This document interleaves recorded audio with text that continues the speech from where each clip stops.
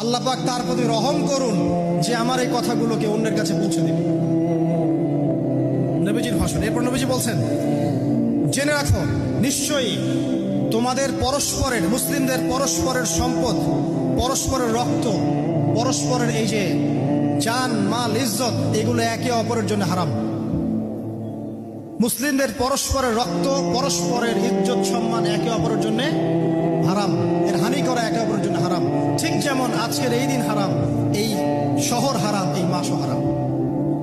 নবী করিম সাল্লাল্লাহু আলাইহি ওয়াসাল্লাম বলছিলেন, জেনে রাখো তিনটা বিষয়ে যেন তোমাদের অন্তর কখনো খেয়ানত না করে। তিনটা বিষয়ে তোমাদের অন্তর যেন কখনো খেয়ানত না করে। এক, তোমরা যে কাজটাই করবা শুধু আল্লাহ পাকের সন্তুষ্টির জন্য করবে। তোমরা যে কাজই করবে শুধু আল্লাহর সন্তুষ্টির জন্য করবে, তোমাদের শাসক বর্গের কল্যাণ কামনা করবে।